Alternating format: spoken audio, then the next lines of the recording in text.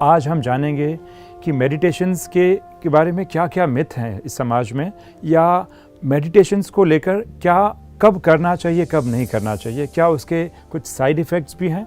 इस विषय के बारे में आज हम विशेष विश्लेषण करेंगे और एक एक करके उसके संबंधित भ्रांतियों को भी क्लियर करेंगे। मेडिटेशन में आमतौर पे लोग ये समझते हैं कि मेडिटेशन केवल आंख बंद करके ही किया जाता है या आंख बंद करके हमें मेडिटेशन करना पड़ता है। ऐसा नहीं है, क्योंकि अलग अलग प्रकार के मेडिटेशंस होते हैं। कुछ मेडिटेशंस में ऐसा होता है कि हम अगर आंखें बंद करते हैं तो बाहरी जो भी सिग्नल्स रहते हैं या इनपुट्स रहते हैं उससे हम परे हो जाते हैं और ध्यान करना बड़ा सहज हो जाता है, या इंटरनलाइज करना या अपने आप के अंदर झांकना बड़ा सहज हो जाता है। बट इसके कुछ ड्रॉबैक्स भी होते हैं, क्योंकि मेडिटेशन में कई बार हम जब आंखें बंद करते हैं तो हमारे संकल्पों की रफ्तार काफ़ी तेज़ हो जाती है और कई बार लोग फोकस करना बहुत डिफ़िकल्ट महसूस करते हैं। कई बार ऐसे भी होता है कि मेडिटेशन में अगर हम अपनी आंखें बंद करते हैं तो कुछ देर के बाद नींद आना भी शुरू हो जाता है। तो इस प्रकार उसके कुछ लिमिटेशंस भी हैं, लेकिन कई मेडिटेशंस ऐसे भी हैं, जैसे राजयोगा मेडिटेशंस में ऐसे देखा जाता है कि लोग आंख खोलकर भी मेडिटेशन कर सकते हैं। अगर हम आंख खोलकर भी अगर अभ्यास करते हैं तो हमारा सहज स्वरूप होगा और हम कर्म करते भी योग कर सकते हैं, जिसे कर्म योग के नाम से भी जाना गया है। तो ये आवश्यक नहीं कि मेडिटेशन में हमें आंख बंद करना है, आंख खोल करके भी मेडिटेशन किया जा सकता है। दूसरा एक मिथ है कि कई लोग समझते हैं कि केवल मेडिटेशन मतलब श्वासों पे फोकस करना। जी ऐसा नहीं है। जब मेडिटेशन की बात आती है तो अलग अलग प्रकार के मेडिटेशंस होते हैं। तो श्वास पे फोकस करना एक विधि होती है जिससे कहीं ना कहीं थोड़ी देर के लिए मन शांत हो जाता है। इसके बाद क्या, क्योंकि बहुत सारी मेडिटेशन टेक्निक है जिसमें विजुअलाइज करना पड़ता है। तो विजुअलाइजेशन बेस्ड मेडिटेशन में श्वासों पर फोकस करना कोई इतना इम्पॉर्टेंट कार्य नहीं हो जाता है। हाँ, ये ज़रूर है कि शुरू में जब हम श्वासों पर फोकस करते हैं तो कहीं ना कहीं एक शांति की अनुभूति होती है, जिससे आगे फोकस करना बड़ा सहज हो जाता है। बट मेडिटेशन मतलब केवल श्वासों पर फोकस करना ऐसे भी नहीं है। यहाँ तक कि माइंडफुल मेडिटेशन में भी श्वासों से परे बॉडी सेंसेशन पे भी फोकस किया जाता है। तो मेडिटेशन का मतलब केवल श्वासों पर फोकस करना ऐसा नहीं है। तीसरा एक मिथ ये होता है कि आमतौर पे लोग समझते हैं कि मेडिटेशन का मतलब तपस्या, हमें घंटों घंटों बैठना पड़ेगा, जो मेरे लिए बहुत ही डिफ़िकल्ट है। क्योंकि अक्सर करके हम अनुभव करते हैं कि कई बार हम मेडिटेशन के लिए बैठते हैं तो थोड़ी देर के बाद बोरियत महसूस होने लगती है, मन यहाँ वहाँ भटकने लगता है और हम डिमोरलाइज हो जाते हैं और गिव अप कर देते हैं। पर ऐसा नहीं है। मेडिटेशन की प्रक्रिया ऐसी इस प्रकार की है कि शुरू के दिनों में आप 5 मिनट से लेकर 10 मिनट से भी शुरू कर सकते हैं। धीरे धीरे 5 मिनट 10 मिनट सुबह और शाम करते करते धीरे धीरे इस पैन को या इसकी ड्यूरेशन को हम बढ़ा भी सकते हैं। तो ऐसे आवश्यक नहीं कि मेडिटेशन में हम घंटों घंटों बैठकर तपस्या करते हैं। वो तो उन साधकों के लिए होता है जिन्होंने काफ़ी ऊंची अवस्था को प्राप्त कर लिया हो। लेकिन एक बिगिनर के लिए 5-10 मिनट्स से शुरू करना और धीरे धीरे उसकी क्वांटिटी को बढ़ाया भी जा सकता है। तो ऐसा हम कभी ना सोचें कि मेडिटेशन मतलब बहुत डिफ़िकल्ट प्रोसेस है और हो सकता है कि इसके लिए हमें कई घंटे बैठना पड़े। ऐसा ज़रा भी नहीं है, क्योंकि कई लोग ऐसे होते हैं कि जिनको पैरों की समस्या होती है, तो उनके लिए बड़ा ही डिफ़िकल्ट हो जाता है नीचे बैठकर मेडिटेशन करना। कुछ मेडिटेशंस टेक्निक ऐसी होती हैं जिन्हें हम वॉकिंग मेडिटेशन भी कहते हैं। लोग वॉक करते हुए भी कर सकते हैं। या योग निद्रा वाली मेडिटेशन होती है जो हम सोने के लिए यूज़ की जाती है, कि लोग सोते हुए भी मेडिटेशन कर सकते हैं। तो मेडिटेशन हर अवस्था में किया जा सकता है। इसके लिए केवल बैठना और ये बहुत कठिन प्रक्रिया है, ऐसा ज़रा भी नहीं है। और हम में से कई लोग ये समझते हैं कि जो ज़्यादातर मेडिटेशन के बारे में अध्ययन करते हैं वो समझते हैं कि मेडिटेशन मतलब थॉटलेस हो जाना, कोई भी थॉट ना है।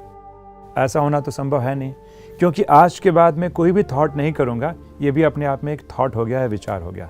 तो मन का काम ही है थॉट्स प्रोड्यूस करना। हाँ, ये अवश्य होता है कि मेडिटेशन में जैसे जैसे हमारी कर्मेंद्रियाँ रिलैक्स होती है, हमारा मन रिलैक्स होने लगता है, तो थॉट्स को हम कम कर सकते हैं, थॉट करना बंद नहीं कर सकते हैं। हाँ, कई बार कुछ अवस्थाओं में जब हमें बहुत अच्छी अनुभूतियाँ होती है तो हम उस अनुभूति की तरफ फोकस हो जाते हैं, जिससे मन में हमारे विचार कम हो जाते हैं। तो मेडिटेशन से हम विचारों को रेगुलेट कर सकते हैं। ऐसे नहीं कि हम थॉटलेस चले जाएं या थॉटलेस हो जाएं, तो इसमें कोई घबराने की बात नहीं है। थॉट कम हो सकते हैं, थॉट करना हम बंद नहीं कर सकते हैं।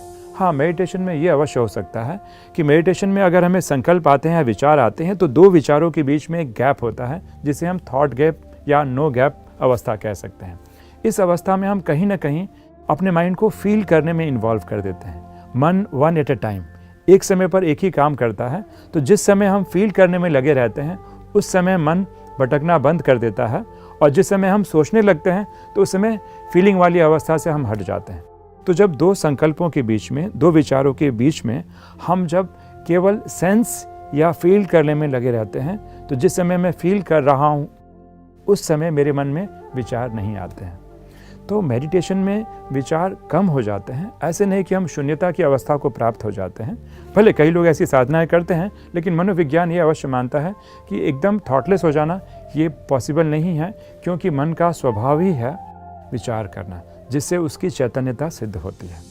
तो क्या क्या ऐसे सर्कमस्टेंसेस होते हैं जहाँ पे हमें मेडिटेशन को नहीं करना होता है या उसकी कुछ लिमिटेशंस होती है, जो समझना बहुत ही आवश्यक है ताकि वो बैकफायर ना हो।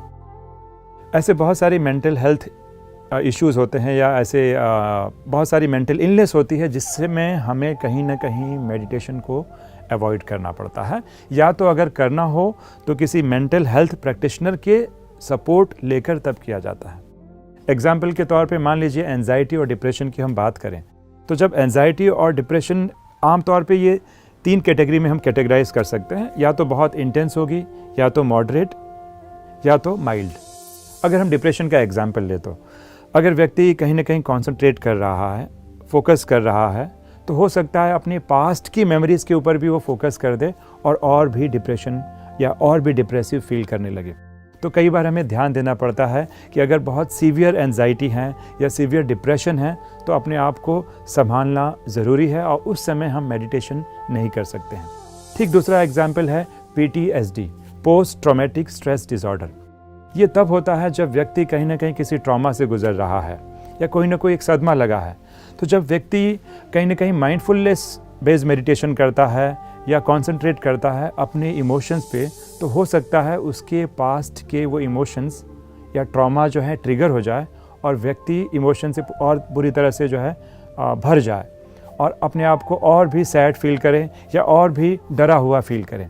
तो ऐसी सिचुएशन में भी हमें मेडिटेशन को अवॉइड करना होता है।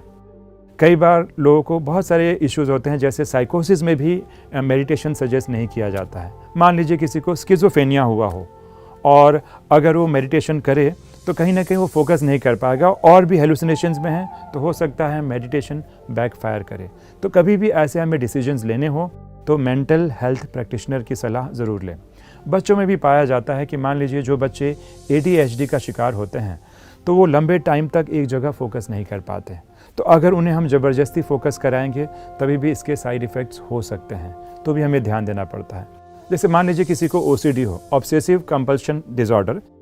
OCD में अक्सर करके क्या होता है, एक प्रकार के थॉट्स बार बार आते हैं जिसे ऑब्सेशन कहा जाता है, जिससे एंजाइटी होने लगती है, और उस एंजाइटी को शांत करने के लिए व्यक्ति क्या करता है, कंपल्शन, कोई ना कोई क्रियाएं बार बार रिपीट करता है, जैसे बार बार हाथ धोना, बार बार ताला बंद किया है कि नहीं चेक करना। तो ऐसी अवस्था में व्यक्ति का ब्रेन काफ़ी सेंसिटिव होता है, हाइपर एक्टिव होता है। अब ऐसे हाइपर एक्टिव ब्रेन को अचानक में हम कंसंट्रेशन बेस्ड मेडिटेशन कराएंगे तो उसके लिए एक सज़ा सी महसूस होती है, उसको बहुत दिक्कत होती है मेडिटेशन करने में। हाँ, भले प्रैक्टिशनर की सलाह से 10 मिनट या ऐसे कम टाइम कराया जा सकता है, बट रिकमेंडेशंस ये है कि मेंटल हेल्थ प्रैक्टिशनर की सलाह पर ही हम कोई ना कोई कदम उठाएं। तो ये कुछ अवस्थाएं हैं जो विशेष तौर पे हमें ध्यान देना पड़ेगा कि कब मेडिटेशन करना चाहिए, कब नहीं। कई बार हम मेडिटेशंस के फ़ायदों से इतने उमंग उत्साह में आ जाते हैं कि हम सोचते हैं सबको हम मेडिटेशन कराएं। हो सकता है डिप्रेशन का पेशेंट हो, एंजाइटी का व्यक्ति शिकार हो, और उसमें हमने मेडिटेशन उस पर थोप दिया तो वो बैकफायर हो सकता है, चाहे वो स्पिरिचुअल बेस्ड मेडिटेशन ही क्यों ना हो। एक बार जब व्यक्ति इन सिचुएशन से बाहर आ जाता है, थोड़ा बहुत उसका दिमाग या ब्रेन संतुलित होने लगता है, संतुलित होने के बाद सलाह लेने के बाद अगर फिर हम मेडिटेशन कराते हैं तब मेडिटेशन उसके लिए कारगर सिद्ध होता है। इस प्रकार हमने जाना कि मेडिटेशंस के क्या लिमिटेशंस है और उसके संबंधित क्या क्या मिथ विद्यमान है। ओम शांति।